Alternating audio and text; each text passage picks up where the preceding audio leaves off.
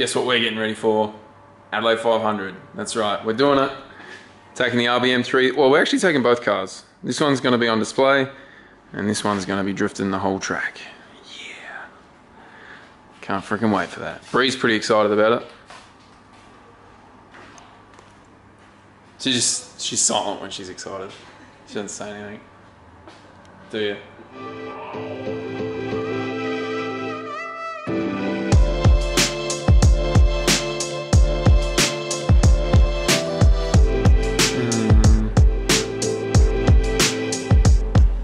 G'day everyone, back in the Squid Shack, and we're getting ready for Adelaide 500 today. Bree's over there getting all the members stickers sorted. Thanks, Brianna.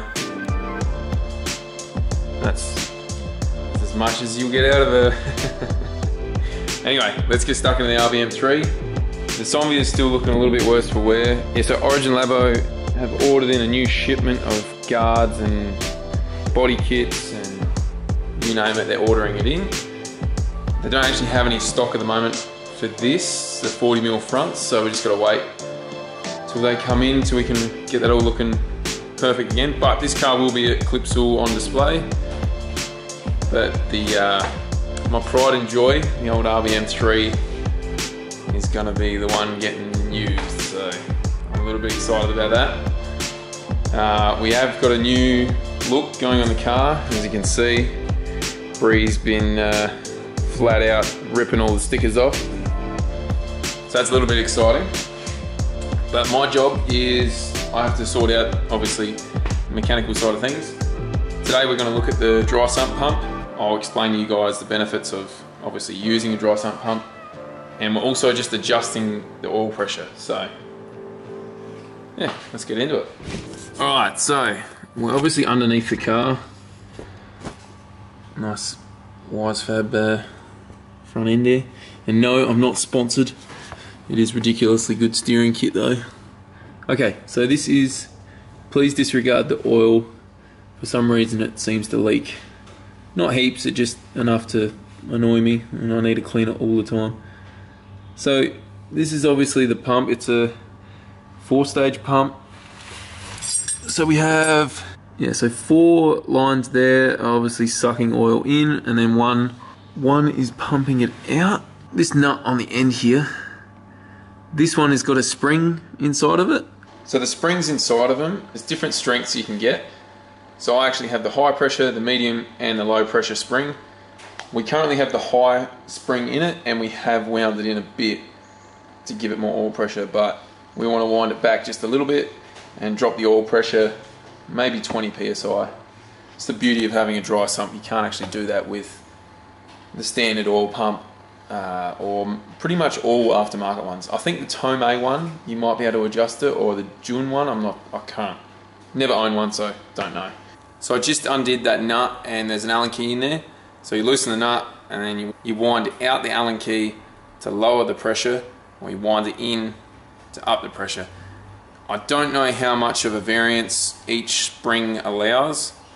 However, I just unscrewed it 2 turns on the Allen key, like 2 full turns, and it dropped the oil pressure like 12 psi. So we wanted to drop it about 15 psi, so I'll just do another half a turn and nip it up and it will be all good. I'm doing this when the engine's cold as well. That's probably not ideal. I'm going to recheck it obviously when it's warm.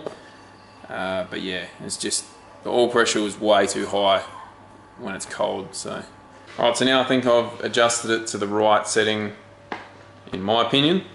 We'll see what the outcome is on here.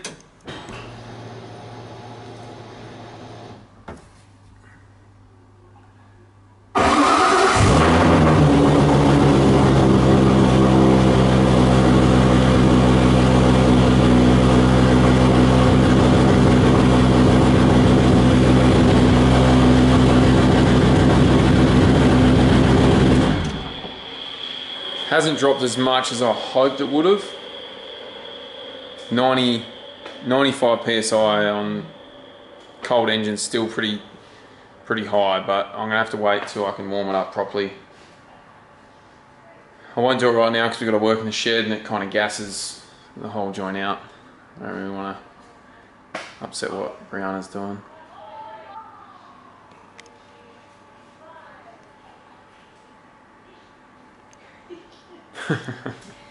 Okay, we've done a full spanner check on the car. We actually found a couple bolts missing.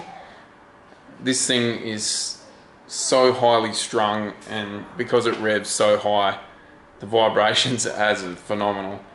So we found a missing bolt in the subframe in the back, and we also found another one near the gearbox mount. So yeah, it's like a full-time job looking after this one, but I wouldn't have it any other way. So we're done with that. We've got a bit of a dash change that Chia wants to do from PowerTune. So it's probably just a new screen, bit of a fresh look on it. It's so cool, the Motec dash. You can literally do whatever you want with them. So pretty keen to see what Chia's come up with, to be honest. And then the GDR coils, we haven't actually tested them in person, like in a real life drifting situation.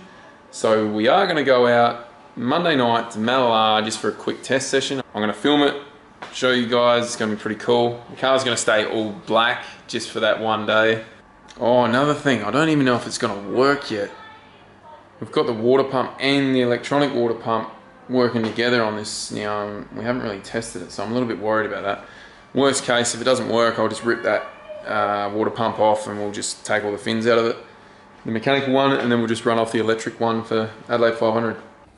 So now we're in the car, we're going to do the updates on the dash and the ECU. Chia's sent them through on a Dropbox, and I just got my laptop here. Oh, this is pretty cool too. So when PowerTune did all the electronics on this car, and Justin from ProWire did the wiring, they hooked up two Ethernet ports here, right in front of the dash, just so this one's straight access to the ECU, and then this one here is straight access to the dash. So we can just take all the info off really quick, update them. This makes life a hell of a lot easier. So yeah, now we're just going to quickly do the updates. I actually don't know what I'm doing with the dash, so if I get stuck I'll just Google it, I think. Because normally we just use Team Builder, I think it is. And Chia will just log on to my laptop from Sydney and do whatever he needs to do. So today I'm not going to hassle him, because it is Saturday and he should be enjoying his weekend. Oh, and yeah, the Mac software doesn't allow you to go into the Motec software, if that makes sense. You got to use Boot Camp and get Windows on your Apple. Bit of a pain, but we make it work. Chuck the ignition on. Actually, we'll be back in a minute. Okay, the dash is done. So this is the program you use. Nothing really special. Just load the new file obviously into here, and then you go up to online and you just basically, yeah, configure it into there through this cable. And magic, it's done. All we did was update the warning lights and messages. I think Chia has a lot of faith that I watch my dash, but during the heat of the moment I'll probably just glaze over it and keep driving. Nah, most people know that I'm super paranoid about this thing, so I'm forever watching the dash, probably more than I'm watching the actual road. But he's just put a few extra in there for Adelaide 500, because things do get a little bit heated there, and after 2 minutes of absolutely thrashing this thing, obviously everything gets hot, and yeah, he's just looking out for me. But it should be good. That's all done. Bree's putting the guards back on, so we should almost have this car ready to go. I've actually got something cool to show you guys, and I think we'll skip to that right now. We're putting your names on.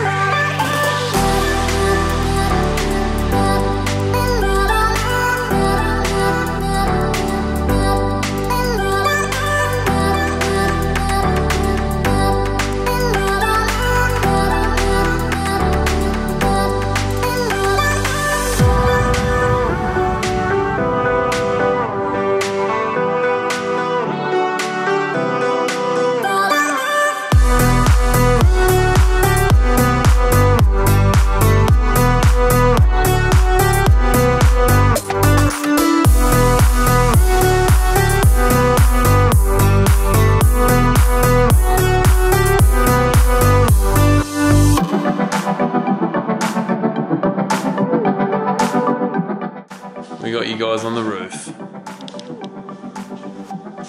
These are all the members. Thanks, guys. And just so you know, we still are running the membership program all the way through this year, so if you still want to become a member, you just head to the website and sign up. It's pretty simple. We ended up getting a heat done. I didn't film it, I'm sorry. Change of gear oil in the RBM3. Put a new wang on the back of the old Sonny. Yeah, GT wang. Put some stickers on it, thanks to Origin Labo. Got a new rear bar. The only thing we don't have is, like I said, that new front one, so. Got the Zombie looking as good as we can. The old RBM3 is gonna look freaking amazing. So that's it, we're gonna go get dinner. Bree's looking at me, she's really hungry and angry. Hangry, I think it is. Alright guys, peace out. We'll be back tomorrow.